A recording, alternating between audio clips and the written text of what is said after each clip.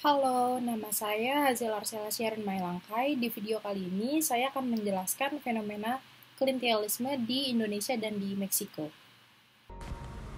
Klientelisme merupakan fenomena yang masih melekat dalam praktik demokrasi di Indonesia dan secara khusus lekat dengan konteks elektoral. Hampir semua caleg saat pemilihan umum berkampanye dengan strategi klientelisme ini, yang biasanya melibatkan jual beli suara atau pemberian dukungan politik dalam bentuk lain dengan harapan memperoleh manfaat bagi diri sendiri atau kelompoknya. Dan hal ini mempengaruhi kualitas demokrasi serta keadilan sosial dalam suatu negara yang berdemokrasi. Para politisi juga menggunakan metode ini untuk memenangkan pemilihan dengan membagi-bagikan bantuan, barang-barang atau uang tunai kepada para pemilih baik individual maupun secara kelompok. Lalu, istilah itu menjelaskan fenomena dan menafsirkan fenomena tersebut dalam memberikan bantuan dan mengharapkan hasil untuk bisa dipilih bagi para politisi itu sendiri. Melihat kembali pada dasarnya pemikiran klientelisme ini merupakan salah satu perilaku yang koruptif dan merupakan bentuk transaksi yang berjalan dua sisi, yaitu supply dan demand.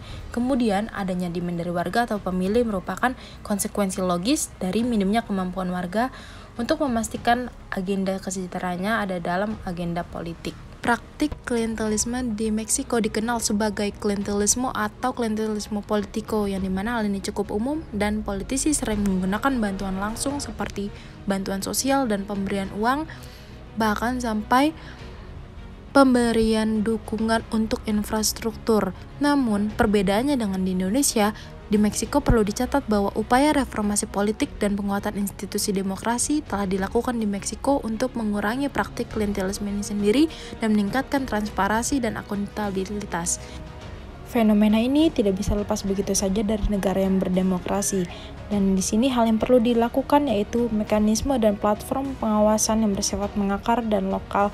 Hal ini juga secara terutama difungsikan untuk memberikan kekuatan pada masyarakat sipil untuk mengontrol pejabat politik terpilih. Lalu perlu dilakukan reformasi regulasi terkait pengaturan terhadap fenomena ini guna mengembalikan marwah pemilu kepada yang semestinya. Sekian penjelasan singkat dari saya, terima kasih.